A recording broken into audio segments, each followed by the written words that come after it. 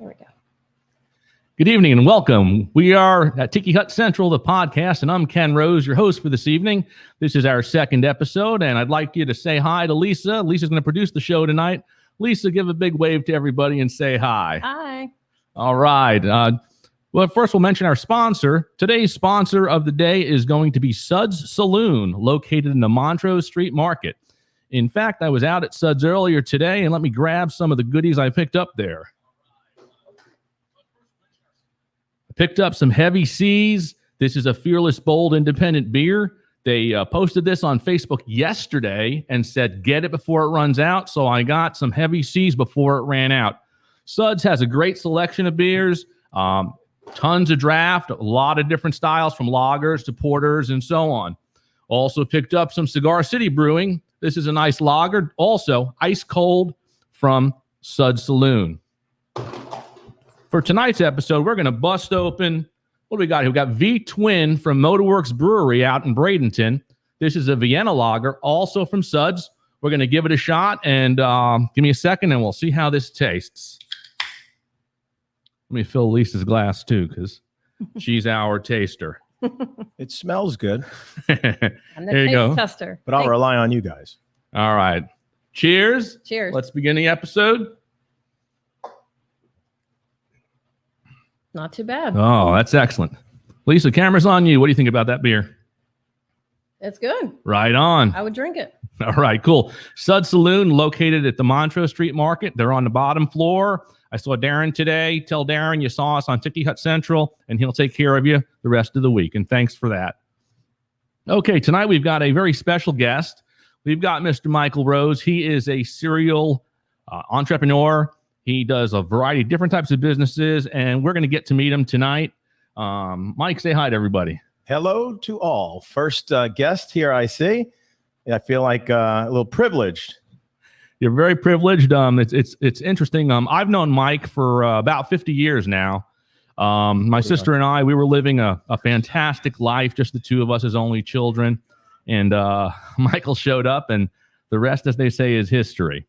But I think for tonight, I'd like you folks to get to know Mike, and he's going to tell you a little bit about his business. And let's start, Mike, on what was the first business you actually worked in? Well, now you're going to date me because I have to go all the way back. Well, I worked in retail as a kid, as you know. Correct. I worked in retail till I was about 18 years old. And then, maybe 19. And then you and I decided to venture into a printing franchise, Minuteman Press. I guess Mike isn't going to release some of the more secret stuff. I believe when you were, 13, we up in New York, you had to have working papers to work, and you had to be 14. So Mike got his first job at 13. What was that job, Mike? Where did I work at 14? I think I worked at Banta's Steak and Stein. What'd you do over there? Yeah, in Port Jeff. I was I did their prep. I did their salad bar. I did their shrimp appetizers. I had to peel and clean and stuff 1,000+ shrimp a day, to the point that after several weekends of doing this prep, Mom and Dad would no longer pick me up because they could not handle the stench that came from the fish. So I had to either walk home, jog home, or hitchhike home. So mind you, it was 35 degrees outside, and I was walking home. And it was uphill both ways. Hey, while we're on the subject of first jobs, let's point the camera over to Lisa. Hey, Lisa, what was your first job? Oh, gosh. I worked at a Hallmark store Hallmark store? here in Claremont with my sister, Oh, nice. What's your sister's name? Michelle. Why don't you give a shout out to Michelle? Hi, Michelle. If you're watching, you better be. All right, here we go. All right. Getting back to starting our interview tonight. Hey, Mike, where'd you get the desire to own your own business? I didn't quite make it through high school. I was not a fan of school. They weren't a fan of me either. So when they decided to tell me to take a hike, I realized at that moment I had to figure out what I was going to do in life to be able to take care of myself and potentially my future family. So I thought being an entrepreneur would be a great, thing for me. One, it would allow me the freedom to do what I want, grow as I wish. And, it's history now, but obviously being an entrepreneur has a lot of perks. Absolutely. Absolutely. Let me ask you, what advice would you give people wanting to start their own business? What do you think they have to, what kind of tools do you think they need?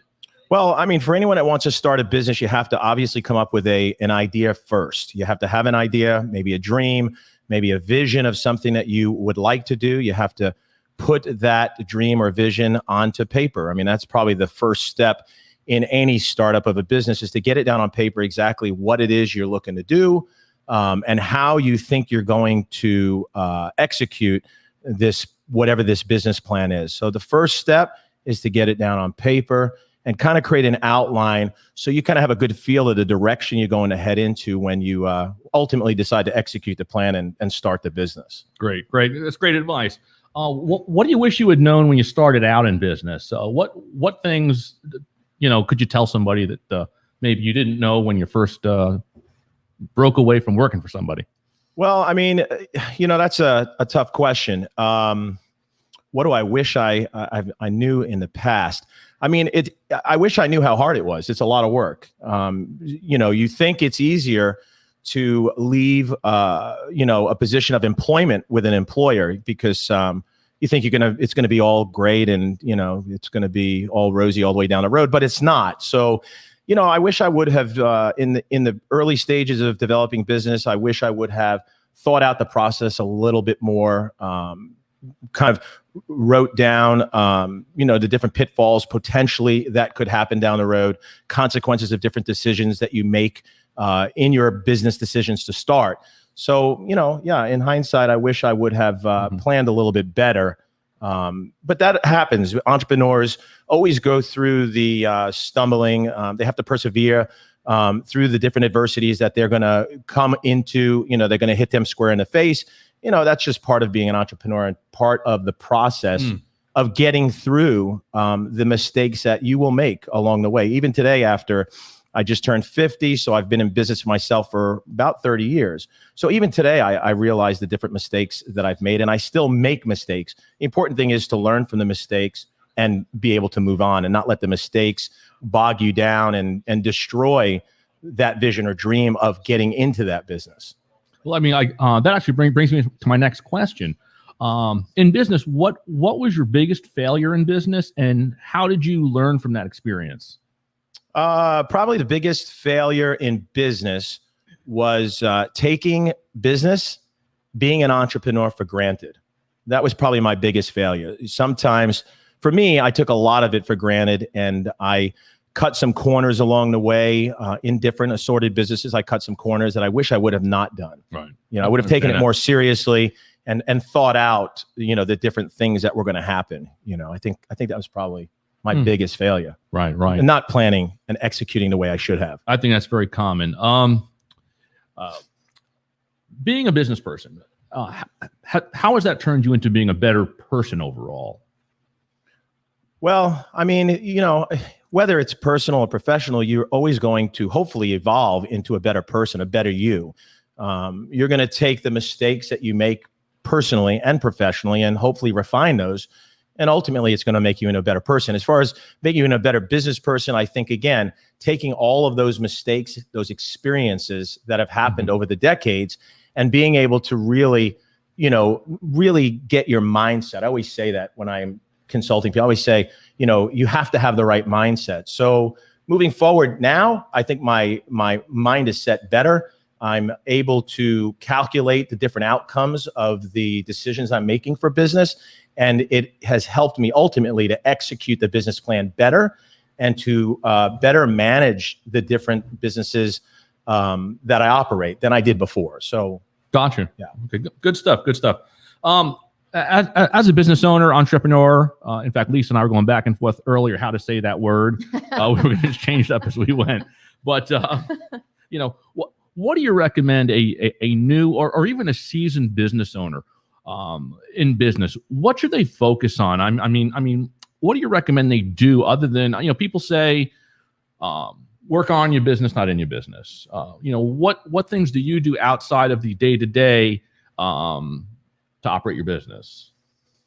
Well, I mean, you mean that I'm not doing when I'm operating the business or managing the business? Right. Well, I guess it's kind of a weird question, only because on Sunday, Mike at Bagel Brothers, who's our sponsor this evening, they did a car show, And I guess that's one of the ways that you can work on your business without actually being in business.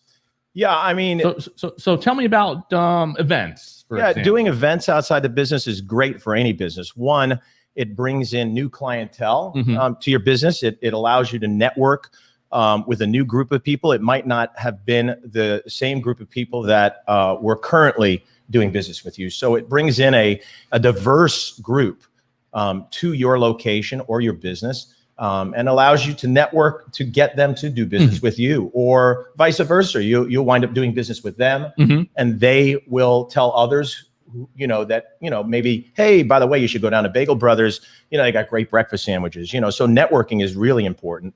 So not always, if you get stuck, a lot of people get stuck inside their business. Right. They get stuck. Dealing micromanaging is I use that word too. A lot of people micromanage the inside of their business. On some aspects of that, it's good to micromanage, but some people get carried away and it takes away from other things they should be doing with their business. And one is doing things outside the box, doing events that you might not normally do to bring people in, or go to other events outside of your business and network with those people who are hosting events. So again, you're trying to build your tribe, so to speak, right? So, that's all part of my business model as far as embracing the client that comes in, or embracing the people I come in contact with in the community. What I'm essentially doing is building my tribe. I want a huge tribe of followers who not only want to do business with me because I think I'm a nice guy, but also because they like to do business with me. One, because they know when they get there, what kind of product or service they're going to receive. Certainly. And in exchange, I'm going to refer back that business to them. So I help develop their business as well. Well, that's really good stuff. In fact, like Mike mentioned, he's got a tremendous background in marketing, and you talk about working on your business versus working in your business. I've been in my field in the printing industry for 40 years, and Mike came by the office today, and we were kind of shooting a breeze, and I was stuck in a box, and he gave me some great marketing tools that I'm going to put forth starting tomorrow. And I guess from my angle, it doesn't matter how long you've been doing it or how good you're doing it. If you take advice and go with it. So that leads me into my next question. I know over the years, Mike, you've mentioned Jerry. What entrepreneur really gave you a great example, or maybe some words to live by as you've gone in this down this path to business and being very successful? Well, I mean, Jerry Reed Sr. was a mentor of mine. So I got in business with him. And what he always told me, and he told everybody, but me specifically, he always said, embrace those that come in to do business with you. Embrace them with, whether it's if you like to hug people, you like to pat them on the back, you like to shake their hands, but embrace everybody. And if you will embrace everyone that comes in contact with you, they will want to do business with you. They will want to be friends with you. They will want to be surrounded by you and those that are around you. So, that's something that Jerry taught me, which was to embrace people and make sure that no matter what the business is, and that was one particular industry, but it doesn't matter if it was that industry, it could be any industry. It doesn't matter what the business is. Sure. But be personable to people, provide them with a service that is unmatched to anywhere else. Really provide people with a genuine, good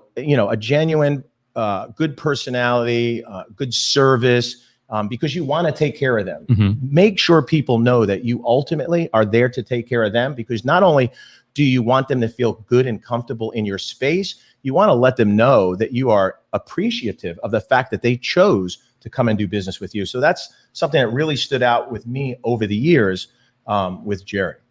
Sure. One final thing on this topic of you and business. What are the biggest advantages and disadvantages to owning your own business or being your own boss? Well, I mean, the obvious advantage is if you're your own boss, you make up your own hours. You know that tomorrow when you wake up, you have a job because somebody above you is not firing you. But yeah, I mean, an advantage is the ability to really control your life, because that's an important aspect of being an entrepreneur, is also the ability to balance your professional life and your personal life. So sometimes we all fail at that. I failed at that many times where I put too much focus into work and neglected the personal side of things. Certainly. Sure. So, one big advantage is the ability, it gives you the freedom to do really what you want. Mhm. You have the ability to go anywhere you want. The sky is really, is literally it's limitless. Absolutely. So that's the advantage. The disadvantage of being an entrepreneur Is everybody's your boss still? is everybody is still your boss. You're still answering to people. But no, but honestly, the real disadvantage probably is, and I had just had this conversation with a cook in my store. He said, "Oh, but you're the boss." And I said, "Yeah, okay, I'm just the boss. He says, you can come and go." I said, "Oh, really? I come and go. I work 7 days a week. I go to sleep at night dreaming about bagels or other things that are going on in other businesses." But the biggest disadvantage really is the ability that when you clock out at 5 o'clock, which I never clock out, but if I could clock out, I don't clock out. I'm at home. I'm cooking dinner for my girls, and maybe a phone is ringing. I'm having to answer and respond to a management issue or staffing issue.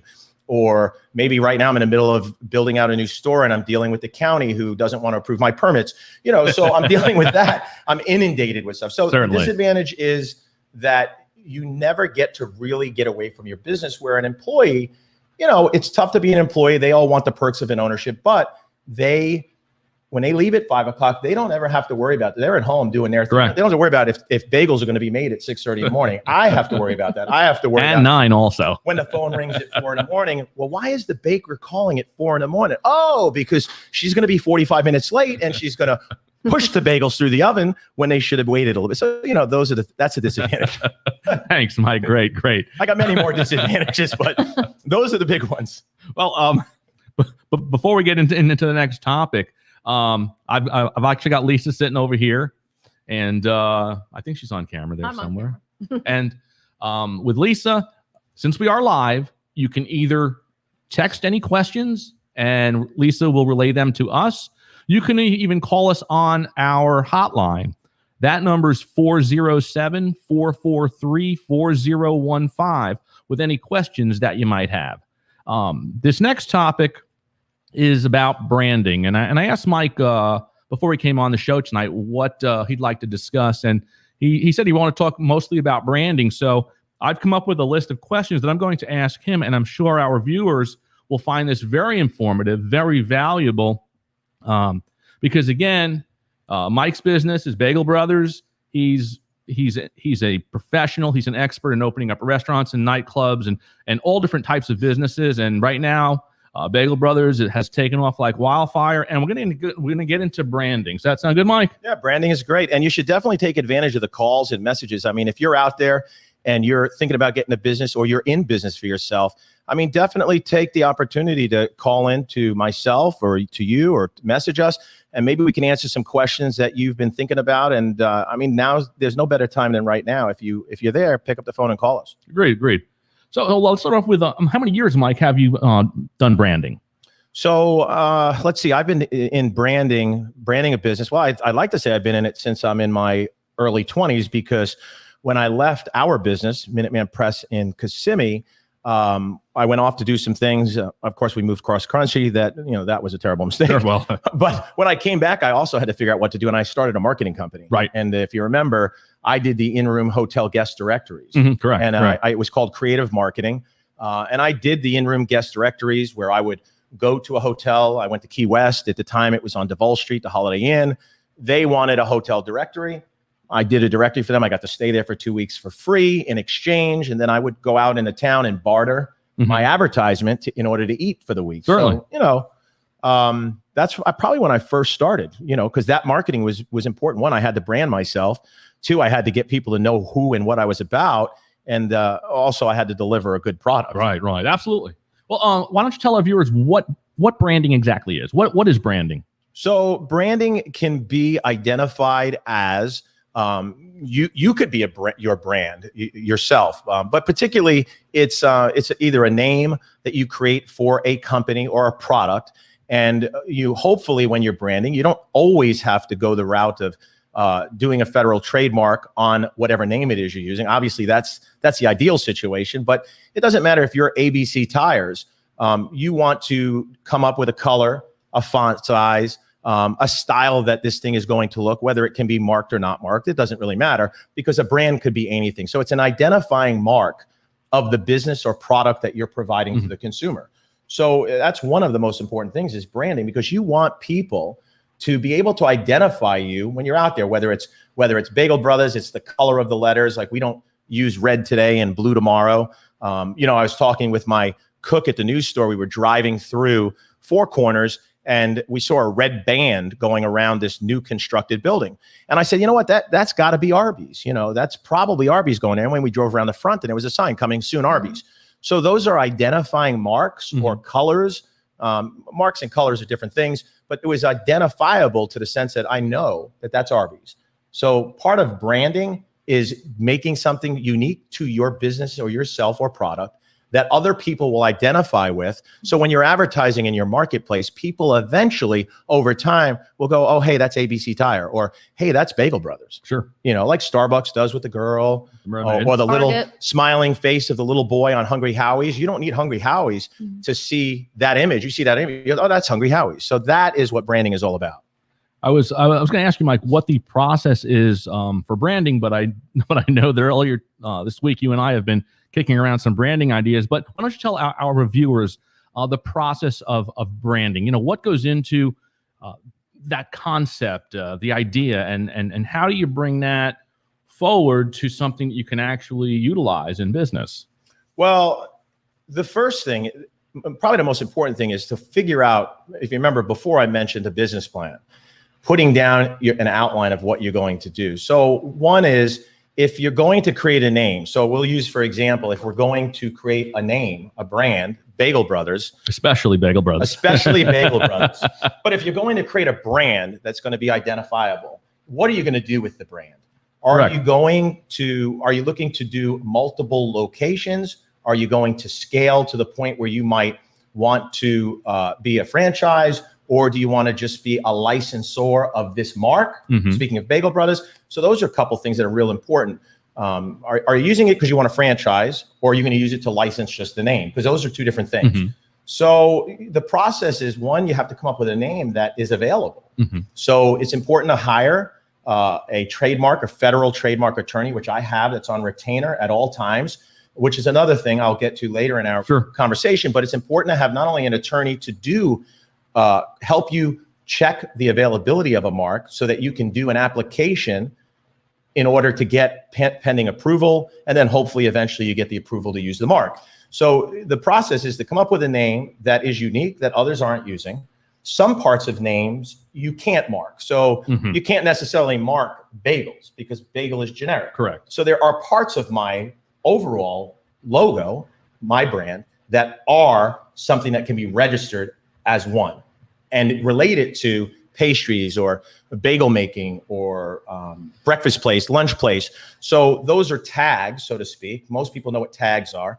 Those are tags that are within your listing that protects Bagel Brothers from someone else using it and doing a breakfast place. Gotcha. Even if they used ABC, Bagel Brothers, any use of it that would be confusingly similar would be a violation and infringement of a mark. So the process is to come up with a name, search it, even do corporate searches in your area. For example, here we have Sunbiz, so you can go on Sunbiz and you can type in a name and it'll tell you if someone's using it. That's one way. But to do it nationally on a federal level, you want your attorney to do a federal search to make sure that there's no other marks out there that are conflicting with the mark that you want to offer to people. So federal attorney does everything. How much would something like that cost? So it can range anywhere from $3,500 to I'd say $5,000 to have it done correctly. You want to go to a reputable federal trademark attorney to have this done because this is your future. You want it to be done right. There's a journal for trademarks. So the attorney, when eventually you do your application, the application then goes to the Federal Trademark Commission. And once they do the initial approval, then it goes for publication. And then when it goes to publication, it goes out for 30 days. And it goes in a publication that every federal trademark attorney, most, subscribe to. But there are some federal trademark attorneys that don't subscribe. So the reason why they should subscribe is once the mark is done and approved and you have a federal trademark, 10 years from now, when somebody nearby decides they want to try to mark the name similar and they go and put it through the process, they're going to also have to publish their application and an image of their mark. That's important because my attorney would automatically see the journal. He gets it monthly and he looks at all of his clients to see if there's anyone trying to do anything. So he catches it. It flags him, and then automatically we can send out an objection to the application and also a cease and desist letter to the user if they're actually actively using the mark. Because you can apply to have a mark pending use or in use. So for us, we were open. So we were applying and our mark was in use. So that's different too. So first thing are those steps: get a federal trademark attorney and get it done right the first time, so that this is something that you can use. You're going to use forever, hopefully. Correct. You know, I'm hoping we're in a scale mode of getting to 10 locations and potentially flip these locations to package them to a buyer, and then we will hold the licensing rights and keep the royalty revenue from those 10 and future, unless they buy the whole thing. So that's why it's important to do it right, because you want to have all of those, all of that available to you. Otherwise, there's no sense in doing it. And the last thing I'll touch on is, once you have a mark, the importance is to police the mark, because you can have a mark and not police it. So someone in Iowa starts using Bagel Brothers Cafe.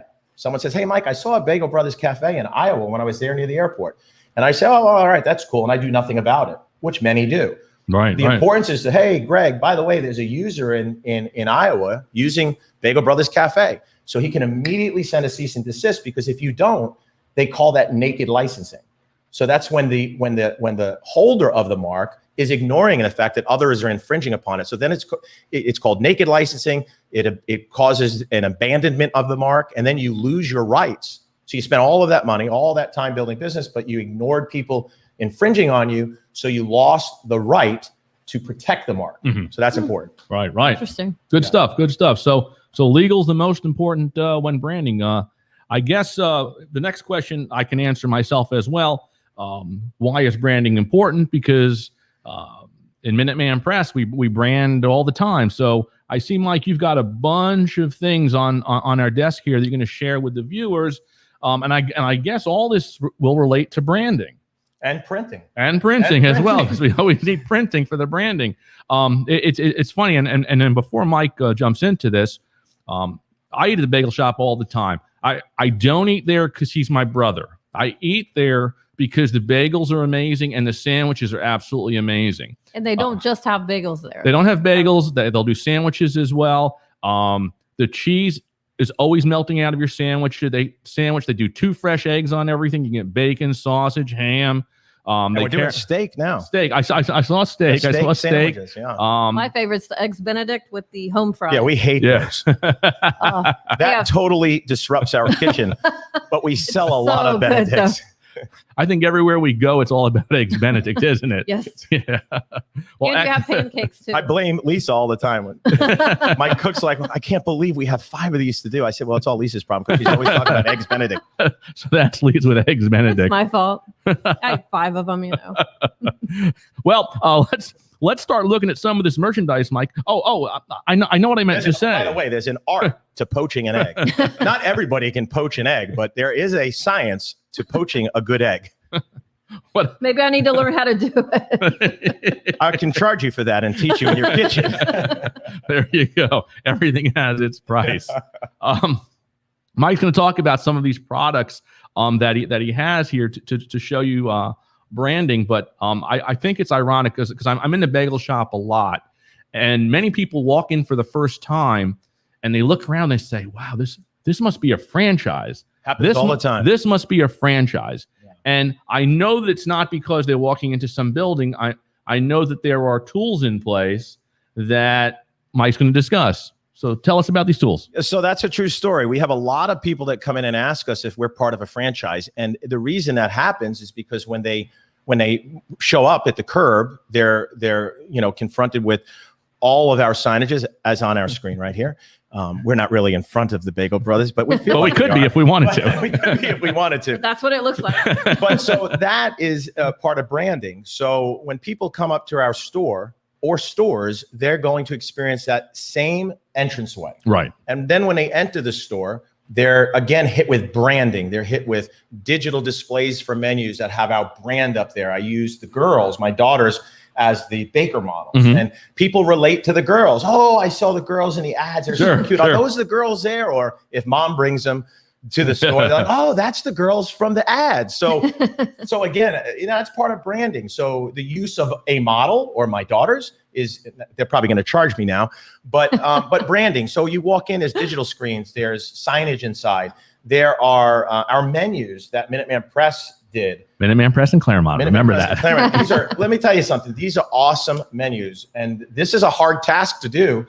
We probably had 15 revisions, and the hardest thing about this part is you have the menus, you have your digital menus, you have your online menus, you have your online ordering menu, and then you have the menus here. Every single, and you have your POS. And you have your POS. So the price of the sandwich in this menu that we hand out has to match the board, because if it doesn't, there's always that, it says $3.99 up there and $5.99 here. Which is it? So that happens. So that's the hardest part is menus, as you probably experience with other restaurateurs is the fact that menus are difficult because they have to be the same. So it takes a lot of work. I have a girl that does the digital.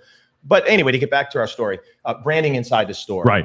We do hats, with the logos on it, so the staff wears them, I wear them. We do shirts. We do shirts. I do an array of shirts. We have sayings on the shirts. We have the Bagel Brothers on the back that the staff wears. So again, the key word is branding. Wait, so what Mike is saying is every employee is a certified bagel specialist. They are. You can't find them anywhere else but at Bagel Brothers. So stop in. They will know every flavor. What do you have, 23 flavors of bagels, Mike? No, we don't have 23, but we probably have like 13 or 14. I can't keep up with it. I keep editing that menu with another one. Yes. Anyway, so branding. This is all part of the branding. Every box of bagels that go out to catering or when we do marketing, which is another thing I'm sure you'll talk about. But all these labels will go on every box so that when a box is delivered to an office, what do they get hit with? Bagel Brothers, branding. Everybody that comes and gets a coffee at the store, they're hit with a branded cup. So when they leave the store, they might even take a picture, as many have, as it's sitting in their cup holder in their car. They're driving and taking photos of the Bagel brand coffee and the bagel that's melted all over their console. But so branding, they're taking this to their office. Hey, where's Bagel Brothers? That's important. A lot of people don't do that. Even these travel mugs. Wait. Now these are special travel mugs, right? Not everybody can get these. It's like the black card for American Express. That's why they're black. Right. This is the black cup. But there's a reason why you want one of these, right? Yes. So this is our lifetime unlimited bottomless coffee membership. So this cup is branded. You pay, we have a special right now, $19.99 for this cup, which is a steal. A cup of coffee, if all those coffee drinkers that I know sells for 16 ounces, $2.45 in most places, even the most popular place. At Bagel Brothers, it's $2.45. So you do the math, $19.99, you buy this mug and you get endless or bottomless coffee for a lifetime. So every time you show up to the store with this mug, you can go hit our flavored coffees, our regular coffees, so you can fill it up and it doesn't cost you anything. So this is marketing too, because what does this do? We get a customer to buy the cup. And what does it do? It makes them come to the store every day on the way to work because they want to get their coffee. So we don't care. If they come in, hey, I'm just getting coffee, I'll see you later. All right, we throw a bagel at them on the way out the door. No, I'm just kidding. But no, the hope is that when they come in and get their free coffee, let me get one of those New York crumb cakes or let me get a bagel. And if not, that's cool too, because we don't care if they come in and buy something.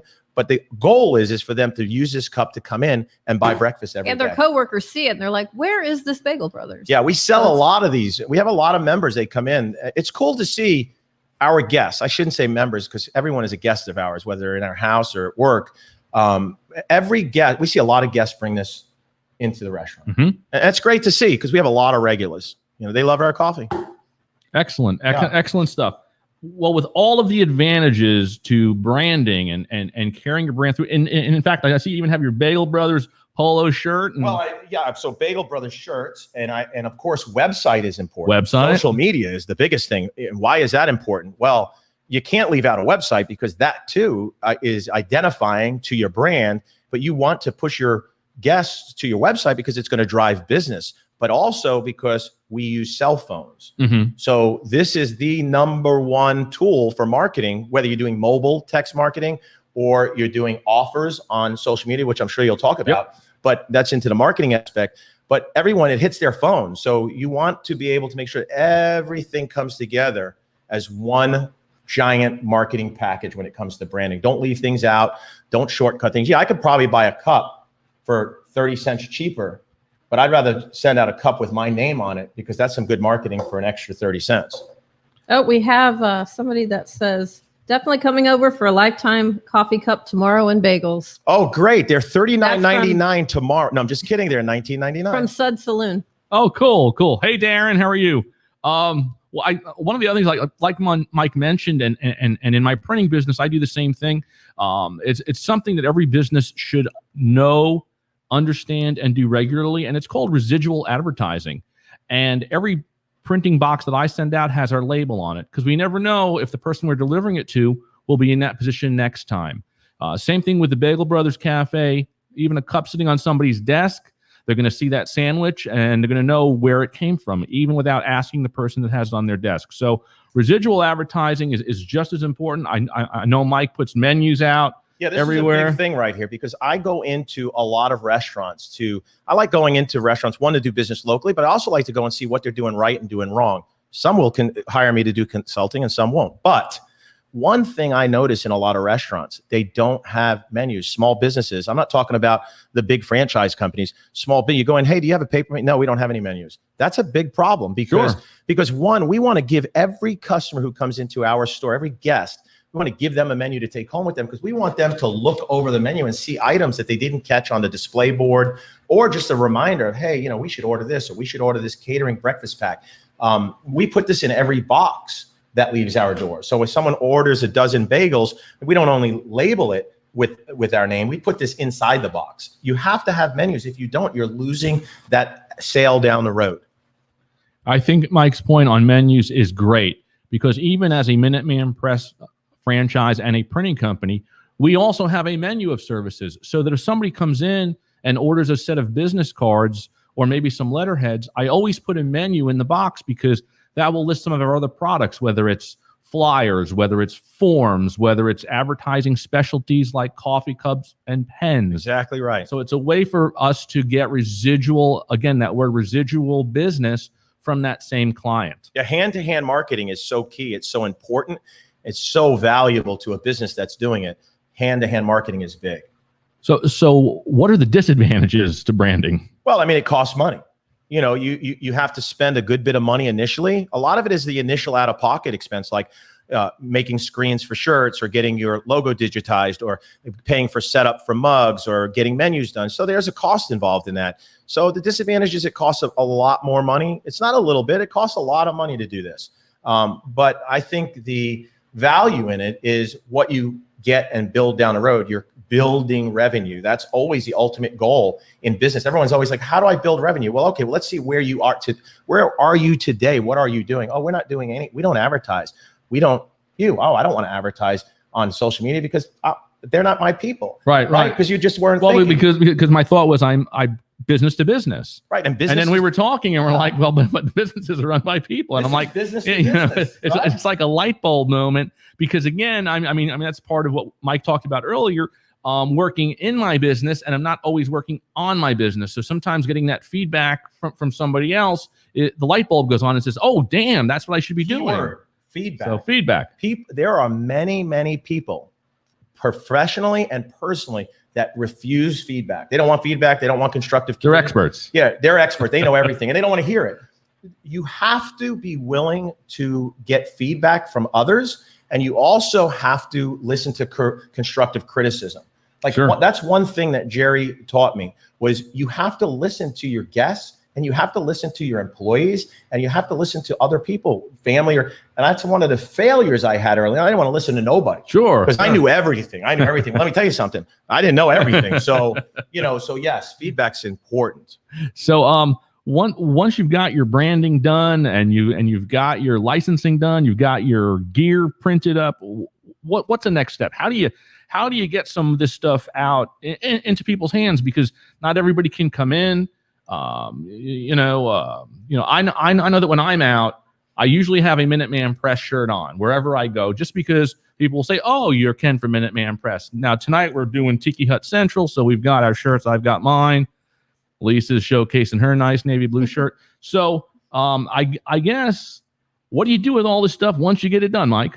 Well, I mean, one, coffee cups, they're going to be used when people come in and get coffee. Same thing with the turns.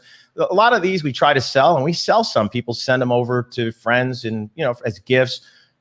We've had people taking pictures in Hawaii in this shirt. So, I mean, it's they'll either buy them or you give them away. A lot of times it costs money to make. You're like, oh, I don't want to give away a $5 or $7 shirt. Well, okay, well, then you're probably not really going to be doing good at marketing your business.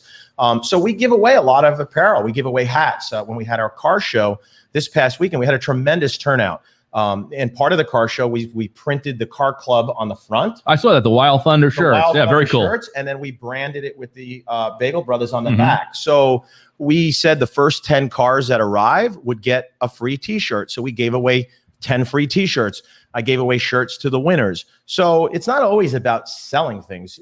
That is, people get stuck there too. Well, I got to sell this. Well, no, this is just the cost of doing business. Right. Like sure. when you hand a menu, and as you know, we go through thousands. Oh, yeah. And we like printing menus. We do things on the back. We utilize the back, not with just my company. This is another company that I own, an apparel company. But even we've had Minuteman Press on the back.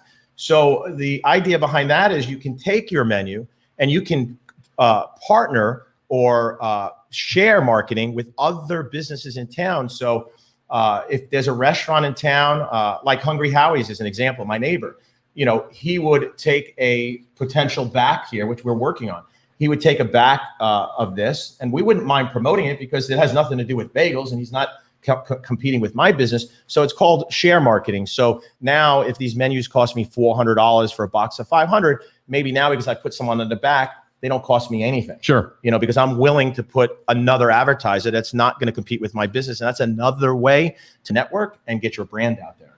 So there's many uses to this. This is pretty funny. I think Lisa, weren't you in the shop with me the other day when somebody called on the menu? Yes. Oh, I was, and I okay. So like Mike said, different companies will advertise on the back of the menus. And every time I advertise, I always get phone calls. And the other day, I think Lisa was in the office or Michael was in the office. Morning, yeah. And He was there, but you told me about it. okay, it was something like that. So a customer calls and they want to place a bagel order, and it's the urgent care or across the street from Bagel Brothers. So she's trying to place her order for bagels. And this is where, when you have people answer the phone, they've got to be able to shake and groove with the phone call. So the customer placed the order. I said, look, you actually called Minuteman Press. We're a full service printing company. We can do business cards, forms. If you need those level 1 narcotics RX forms, we can do anything that goes on paper for you. But we don't sell bagels. Mike's number's on the front. So again, it was a mistake call, and it may be a client down the road for me. So that's right. when make sure your people answer phones, they always keep that same approach. So you mentioned earlier franchising your business versus licensing your business. Correct. So what are the primary differences between licensing your business and franchising your business, and what are the benefits to doing both of those things? So franchising takes a lot more work. You have to go through regulations. You have to package it up. So you have the ability to operate as a franchise. So if you're a franchisor, you have the ability to dictate to the franchisee what color carpet or tile they're going to use, what color digital screens they use, where they're going to buy their products. So a lot of franchises where they make good money is in commissary. Like big name companies out there, they provide the hamburgers or the fries the product that is sold to that location. So that's big for a franchise, because a franchise can say to the franchisee, you only can buy your product from us. Yes. So they have a commissary. They make a lot of money there. A lot of people don't know that. They think, oh, they just make 5% of royalties a month in gross sales. Well, no, there's more to that. They make it in the commissary in the back. So not only are you making 5%, but you're making 5% plus commissary plus advertising percentage. That's what a franchise can do. If you are a licensor of a mark, which is what I do, I always go the route of that. One, because it's not as regulated. I don't really need to dictate to people what color carpet or tile they're going to use or where they're going to put their POS system. It would be nice in the grand scheme of things, probably. But for me, I don't want the hassle of that. So licensing is the way to go. So I can take my trademark and I can say, hey, if you would like to own and operate your own Bagel Brothers as a licensee or a licensed location, you can do that. And I'm not going to be here to micromanage how you're doing business, but I'm going to be here to help you. I can suggest to you the colors. I can suggest what equipment to use, what products to buy. We can still work out deals with the big food purveyors out there, so that the licensed location can still get in on a group packaged rate for their food, their produce, their meats, their frozen goods, whatever it is. So I can suggest those things to them, and then it's up to them if they want to do Absolutely. it. I would hope that they want to use that because they're going to get the best rate. But again, it doesn't permit me to dictate specifics. I can just do things to help them. Ultimately, my goal is to still help them because I want to drive their revenue, and I hope they listen because then that drives my royalty. But most of all, for me, licensing is the way to go, and that's what we do. That's the biggest difference. One can dictate, one can't. One can only do things to protect the mark. Like, hey, Ken, you're using this mark, but it's used improperly. You can't use that, or you changed something on here. That's wrong. And if you don't fix that, then we're going to send you a cease and desist letter, or we're going to terminate or breach of contract. And then that's bad for any franchisee or licensee, because if we terminate the agreement, you lose your phone number, you lose your URL, you lose a lot of things that started that business. It's almost like starting from zero. So Sure. Those are the two differences. Excellent. Great stuff on branding. The question that I had for you was, what's the most important thing a brand owner needs to do with their mark? And I think you've hit on all of those points. So I'm just going to go on to the next question here. Have you given some thought to sharing this 20 plus years of experience with other potential business owners to give them advice and tools that they could be successful? Yeah. So, well, a couple things. One is I obviously own a consulting company called Rose Systems. I'm online at rose-systems.com. I've been in the consulting business for 20 years now. Well, not 20 years is a lie. Sometimes I age myself, but I've been in the consulting business of restaurants and nightclubs for probably the past 12 years. And I did it on a whim because I was bored, and I had traveled the country and learned so much about what businesses were doing, different businesses, what they did right, what they did wrong. So I decided to open a consulting company then, and I went out on a gig in Reno, Nevada. Club retained me for 3 days. I did the 3 days. I made him so much money in the first 2 days just fixing a few things that he was failing at, that he booked me back for an entire year to come every 3 months, each quarter.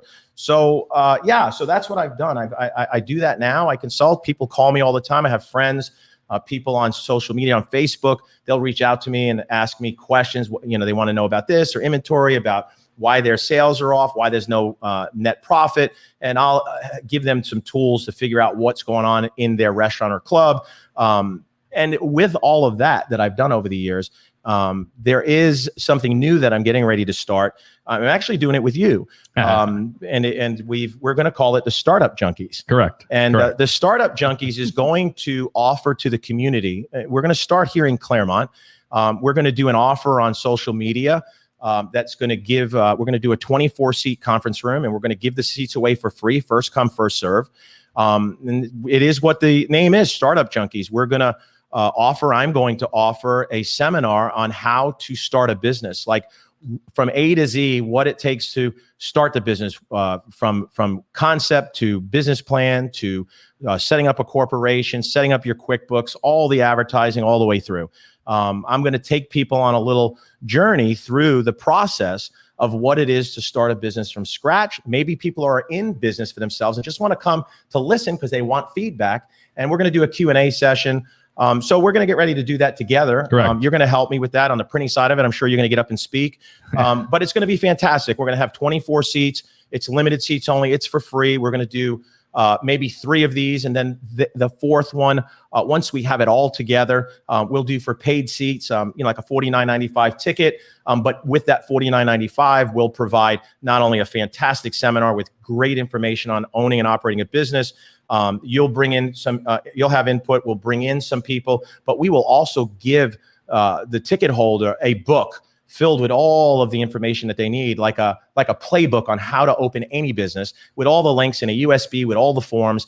It's something that's taken me over 15 years to develop. Sure. Over $100,000 in legal to get management contracts, license agreements, all the forms, manuals, employee files, all the things that you need that most people, they open a business, they don't know they need those things. So that's going to be what it's all about. And we hope to get to the fourth one where we're charging for this and giving people a wealth of information for a real fraction of what it cost me, not only in 6 figures to get there, but also 15 years of my time, hitting and traveling the road and failures, nights and divorce after divorce because I worked so much, So no, really, it's going to be that's something that's something that we're competing for, the most divorces, I think. No, I'm finished. I'm focused on work right now. I'm focused on my brand here and my other assorted businesses that I put in the mix of things. Well, one of the things Michael mentioned real quickly, and I'm going to pan the camera over to Lisa. Mike mentioned about QuickBooks, and Lisa's getting ready to share something later on here. We're looking forward to it, but she is a QuickBooks expert. So there'll be news for that later on. So just say hi to everybody and say, I'll put a link in the comments too. Well, so the good thing balance is your checkbook. Balance your checkbook. A lot of people don't use books.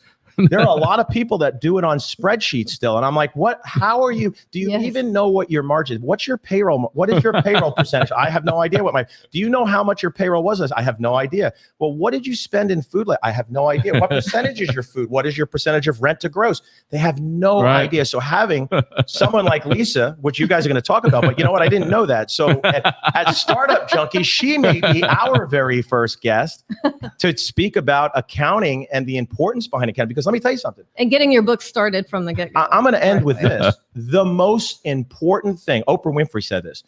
She said, I sign every single check. Mm-hmm. She knows how much is in every bank account, and she signs every check. That's going back probably 20 years. At least, yeah. So from that day, there was only one time I released that, which was a little while ago, where I released someone to handle my books where I didn't sign things, and things were bad. So one thing you have to do is, 1, keep your finger on the pulse of your business, because when you stop doing that, the business runs away from you. Mm-hmm. 2, if you don't know your numbers, you have to know your numbers, your operating expenses, every bit of them. You have to know how much is in your checking account. If you don't know what is in your business account, well, then you shouldn't be in business. And that's in personal money. Like, sure. Know what's in your account. Like, I have $10 in my savings account. What am I going to do to get to 100 today? What am I going to do to get to 500 today? I look at my account. I'm like, what am I going to do to get to the next $10,000? Well, what I'm going to do is I'm going to keep my finger on the pulse. Yeah, absolutely. Hey, what's this? What was this? Lisa, she's cutting me off. No. Lisa's not going to go into any more details just yet, but I do know from talking to Lisa, she's had some horror stories about taking over people's books and dealing with years worth of things that were never posted that she then has to come in and clean up. And we'll talk about that on another show. Yeah. We're already an hour into this. Oh, we're an hour. Oh my goodness. Hey, that's a very informative podcast. 1 hour. All right. Well, you know what, Mike? I actually have 2 more questions for you. So you're going to have to think about these answers. Well, according to Lisa, you only have like 5 minutes. All right. 2 more questions, then we're going to wrap it up. If you could turn back time and talk to your 18-year-old self, what would you tell yourself?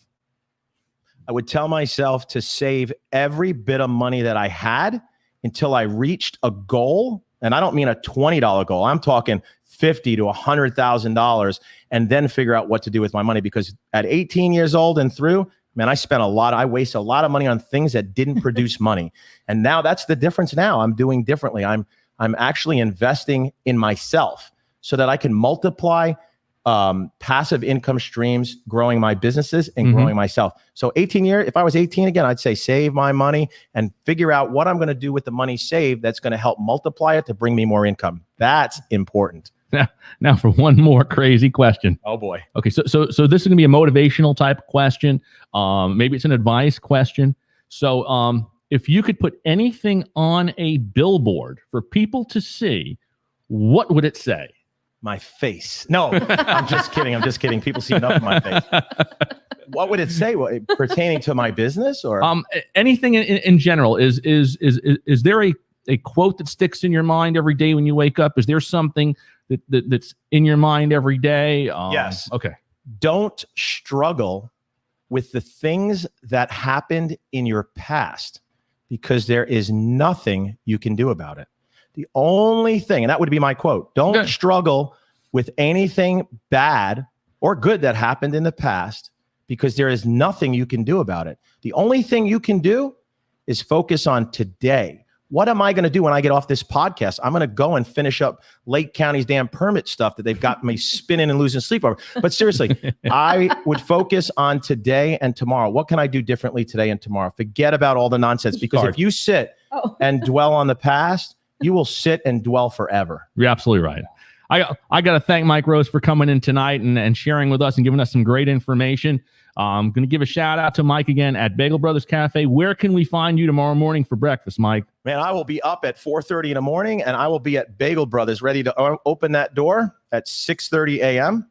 serving hot bagels and with a smile. And our ticker at the bottom of the screen has shown Bagel Brothers website all night. And I have 10 free shirts to the first 10 that come in and say they saw us on the podcast. Ah, All right. 10 free shirts. There you go. That You costs heard it money here. right there, but it's going to be money well spent. Another quick shout out to Sud Saloon for providing beer tonight. We're going to bust open some more of those beers next week. Actually, you gave a shout out to somebody who was not the right person at Sud Saloon. It's actually Sherry, the owner, that is.